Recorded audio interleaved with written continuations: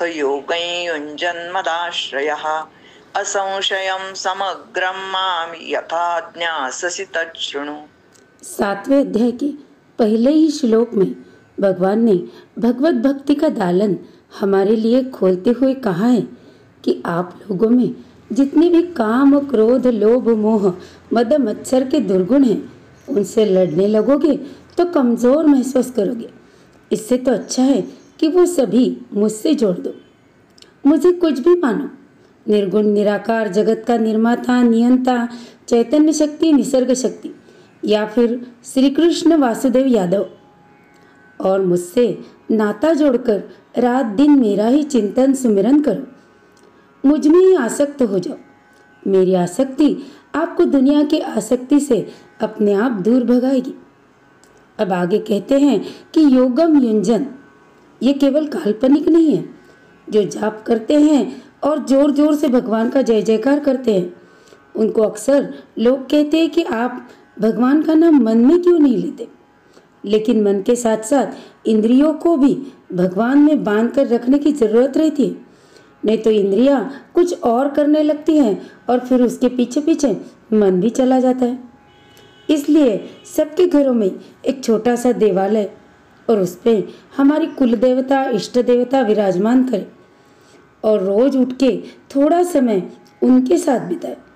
थोड़ा स्तोत्र या नाम जप उनके साथ बैठे, उनको नहलाए, सजाए, भोग लगाए, आरती करें। ऐसा करने से हमारे मन में उस भगवान के प्रति प्रेम उत्पन्न होने लगता है। जैसे हम हमारे घरों में एक आधा पेट एनिमल भी लाते हैं और उसकी देखभाल अगर हम करते हैं तो अपने आप ही हमारे मन में उसके बारे में अपनापन जागता है। एक आधा पौधा लगाते हैं और उसकी देखभाल करते हैं तो वो कैसे बढ़ रहा है देखकर हम हर्षित होते हैं, अपना सा लगता है। वैसे ही अर्चन भक्ति से भगवान के प्रति हमें लगाव होने लगता है। फिर मैं भगवान के लिए करता हूँ से सब कुछ करता हूँ तो भगवान के लिए ये सफर शुरू हो जाता है। पुष्टि मार्ग में तो भगवान को प्यार से 56 भोग लगाते हैं। हमारे घर के पास तो एक अम्मा रहती थी, उनके पास भगवान के लिए छोटा बिस्तर, मच्छरदानी सब था। आप तो चाय भी पीती थी तो पहले भगवान के सामने रखती थी और फिर प्रसाद समझ कर लेती थी। तो आपके जीवन का हर क्षण, हर पल प्रभु के प्रति समर्पित ही रहेगा ना। कई घरों में पिताजी, दादाजी पूजा करते हैं, लेकिन उन्हें माँ चंदन घिस कर देती है, बच्चे फूल लाकर देते हैं और माला बनाकर देते हैं। तो जो भगवान में मन लगाने के लिए अर्चन भक्ति का प्रयोजन है वो तो होता ही नहीं है। फिर ऐसी पूजा तो सिर्फ दिखावा होती है, उपचार मात्र होती है। तो जो भी करना है वो खुद करे। पुराने जमाने में जो पूजा करेगा उसको छूना भी मना था, मतलब उसे जो चाहिए उसे स्वयं ही लेना पड़ता था। तो अगर भगवान से हमें प्रेम है तो उसके लिए कष्ट उठाने की, खातिरदारी करने के लिए थोड़ी बहुत कष्ट सहने की हमारी तैयारी अपने आप हो जाती है और हम उतनी देर भगवान को समर्पित रहेंगे। तो योगन युंजन का मतलब है कि भगवान के लिए हमारा जीवन है। पूजा अर्चना करके उनके प्रति प्रेम बढ़ाएं। दूसरा योगम युंजन का अर्थ ये भी है कि भगवान ने जिस जगह, जिस कार्य के लिए हमें नियुक्त किया है वो कार्य हम पूर्ण हृदय से 100% अपनी योग्यता यूज करके पूरा करें, प्रभु को समर्पित करें। कार्य कौन सा है, क्या है, हमारी पसंद का है या नहीं, ये विचार भी मन में नहीं आना चाहिए। कार्य प्रभु ने सौंप दिया है तो 100% मुझे करना है, यानी अपना कर्तव्य कर्म पूरी दिल लगाकर करते जाना है। अपने कर्तव्य पूरे दिल से पूरे करके भगवान को समर्पित करें। ईमानदारी से दिल लगाकर हम जितना भी कर्तव्य कर्म करेंगे उससे जो भी फल मिलेगा वो हमें नहीं रखना है, उन्हीं को सौंपना है। इसे कहते हैं अपने जीवन में योगम युंजन, योग का प्रयोग करें। तीसरी बात है कि योग के प्रयोग से, यानी योग का प्रयोजन है खुद पे नियंत्रण पाना, क्योंकि नियंत्रित मन और नियंत्रित तन ही अपने कर्तव्य पूरे कर सकता है, तत्व का चिंतन कर सकता है। अगर हमें अपने तन और मन पे नियंत्रण न हो तो हम परावलंबी होंगे। हमारे मन का रिमोट कंट्रोल अगर किसी और के हाथ में है तो वो भगवान में हम कैसे लगाएंगे? वो तो दूसरों की इच्छा रहेगी ना। तीसरी बात है मदाश्रया। हम लोग इस जगत में जीते हैं तो किसी ना किसी चीज का आश्रय जरूर लेते। कोई पैसों का आश्रय लेता है, वो मानता है कि पैसों से मैं सब कुछ करवा सकता हूँ, पैसा है तो सब है। कोई कहता है हमारे हाथ बड़े लंबे हैं, एक फ़ोन कर देंगे तो अंडरवर्ल्ड का डॉन भी हमारे सामने आकर खड़ा हो जाएगा, तो उनका आश्रय है गुंडागर्दी। कोई कहता है कि सब पॉलिटिशियन मेरे हैं, उनसे मेरी दोस्ती है तो सब हो जाएगा। कुछ होते हैं जिन्हें अपना बल का ही आश्रय होता है कि एक लगा दूंगा तो सब सुनेंगे, लेकिन इन सब आश्रयों के कारण हम भगवान से दूर होते जाते हैं। संत तुलसीदास तो कहते हैं कि भगवान की कृपा तो उनकी इच्छा से होती है, हमारी साधना से नहीं। जैसे एक औरत कुएं से पानी निकालती है और अनायास ही उसमें एक मेंढक आ जाता है। मेंढक को देखकर वो उसे निकालकर कुएं के बाहर कहीं फेंक देती है और उसे कुआं छोड़कर आज़ाद दुनिया का दर्शन अपने आप हो जाता है। इसमें उस मेंढक ने कुछ खास किया नहीं है। वैसे ही प्रभु की कृपा हो जाए, उनका दर्शन हो जाए तो हमारी कोई उसमें महती नहीं है। नहीं तो इतना जप किया कि माला घिस गई, उंगलियों पर निशान बन गए, लेकिन प्रभु की कृपा होगी ही ऐसे नहीं बता सकते। इसलिए अपने साधना का घमंड ना करते हुए ये जानने की साधना कि भगवान की कृपा से ही हमारी साधना फलित हो सकती है, यानी साधना के बल का आश्रय भी हमें नहीं करना है, लेकिन साधना चालू रखनी है। आश्रय कन्हैया का लेना है, जिसे भगवान कहते हैं। इसलिए भगवान कहते हैं कि मदाश्रया। भगवान की कीमत इतना इतना जप, इतनी इतनी सेवा ऐसी नहीं हो सकती है। जब वो चाहते हैं कृपा हो जाती है। उपनिषद कहते हैं यमई वेश ऋणुते तेन लभ्या, तब मिलेंगे जब उनकी इच्छा होगी। मदाश्रया का तात्पर्य है कि हमें भगवान का जो कार्य उन्होंने सौंपा है वो हम करते रहेंगे, अच्छी तरह से करेंगे तो उनकी अवश्य इच्छा होगी हमें मिलने की भी। इससे दो बातें होगी, हम साधना करते रहेंगे और आलसी निकम्मे कभी नहीं बनेंगे, कर्तव्यों का भली भांति पालन करेंगे और भगवान की कृपा मिले तो भी अभिमान का शिकार नहीं होंगे कि देखो हमने ऐसी साधना की।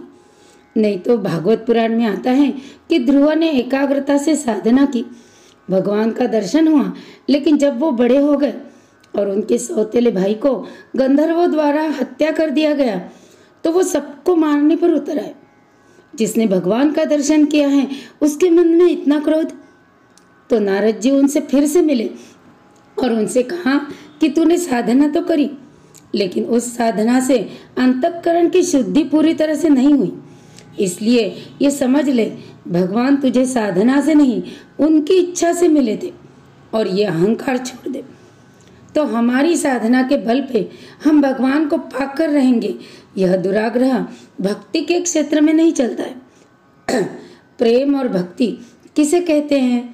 तो नारद जी भक्ति सूत्र में बताते हैं कि तस्मिन सुख सुखित्वम, उसको सुख मिले ऐसा हमें करना है, अपनी नहीं चलानी है। और इसे कहते हैं मदाश्रया। इसलिए साधना और उन्होंने दिए हुए कर्तव्यों का पालन करें और उनकी अनुकंपा, उनके कृपा का इंतजार करें। उनकी कृपा से सब कुछ मिला, आज तक मिलता रहा, आगे भी मिलेगा, यह विश्वास करें। इसे कहते हैं मदाश्रया। अब देखो मन भगवान में आसक्त है, जो कर रहे हैं उसके लिए कर रहे हैं। आश्रय भी जगत के किसी चीज का नहीं है, उन्हीं का है। तो अब मन में किसी प्रकार का संशय भी नहीं होना चाहिए। असंशयम ज्ञास्यसि। जब तक भगवान के बारे में थोड़ा भी संशय है कि मे गॉड हेल्प मी, तब तक हमारा समर्पण पूरा नहीं होता। किसी भी प्रकार का संदेह ना हो तो परमात्मा चैतन्य शक्ति इस ब्रह्मांड में तो ओतप्रोत है। एक भी स्थान ऐसा नहीं है कि जहाँ वो नहीं है, लेकिन हमें नहीं दिखते हैं क्योंकि हमारी समर्पण और श्रद्धा हमेशा कम पड़ती है।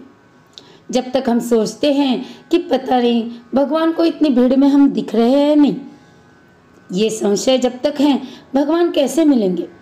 संशय रहित होकर अगर उनको जानना है तो हमें समग्र रूप से जानना होगा।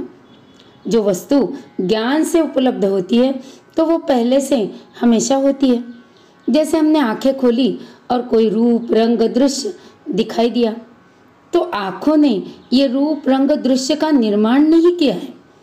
जैसे फूलों की माला बनाई तो वो हमारी निर्मित है, लेकिन फूलों की निर्मित हमारी है नहीं।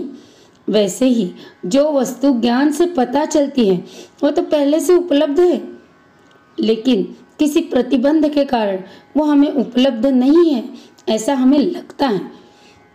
उदाहरण के लिए हमें एक आधी चीज लानी है, हमने किसी और को बताया कि हमारे लिए ये चीज लेकर आओ, लेकिन ये चीज क्या है, कैसी है, दिखती कैसी है, उसका नाम क्या है, ये जब तक लाने वाले को पता नहीं तो उसके आंखों के सामने होकर भी वो कैसे लाए। उसी प्रकार जब तक हम परमात्मा परमेश्वर चैतन्य शक्ति को पहचानते ही नहीं है, तब तक उनकी उपलब्धि हमें हो ही नहीं सकती। परमात्मा परमेश्वर का दर्शन प्राप्ति, इसका मतलब है हमने पहले उन्हें पहचानना, क्योंकि वो तो नित्य उपलब्ध है पर हम पहचानते नहीं। इसलिए भगवान कहते हैं कि उसकी पहचान कैसे हो, ये मैं बता रहा हूँ, तत्श्रृणु, ध्यान से सुनना।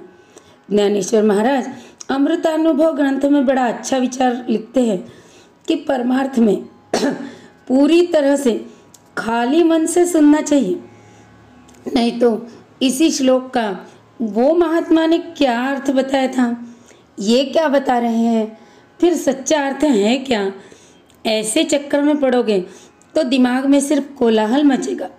लेकिन खाली मन से सुनोगे तो मन शांत हो जाएगा, जिससे प्रभु का प्रकटन भी ठीक से हो पाएगा। इसलिए परमात्मा कहते हैं तत्श्रृणु, यानी श्रवण भक्ति की महिमा गाई है कि जितना हो सके उतना सत्संग, लोगों के मुंह से भगवान की कथा सुनो। आपके हृदय में अपने आप भगवान की प्राप्ति हो जाएगी। कम से कम सत्संग सुनोगे उतने समय दुनियादारी से दूर रहने की आदत तो पड़ेगी, और जैसे जैसे सुनते जाएंगे वैसे वैसे प्रभु की कृपा से हमारी समझ भी बढ़ती जाएगी, और समझ बढ़ जाए तो भगवान की कृपा से उनका दर्शन भी हो जाएगा। इस प्रकार से अपने मन को भगवान से जोड़ना, आसक्त करना, हर काम में कर्तव्य कर्म हो या साधना, भगवान के लिए हम कर रहे हैं ये विचार रखना, आश्रय उन्हीं का रखना, भरोसा उन्हीं पर रखना, और संदेह न लेते हुए समग्रता से उन्हें जानना, ये सभी गुणों की प्राप्ति हमें सत्संग से, श्रवण भक्ति से मिलती है। इसलिए तत्श्रृणु, भगवान कहते हैं कि सुनते जाओ, बोलने से ज़्यादा सुनते जाओ। आगे भगवान क्या कहते हैं वो हम अगले भाग में देखेंगे। श्री कृष्णार्पणमस्तु।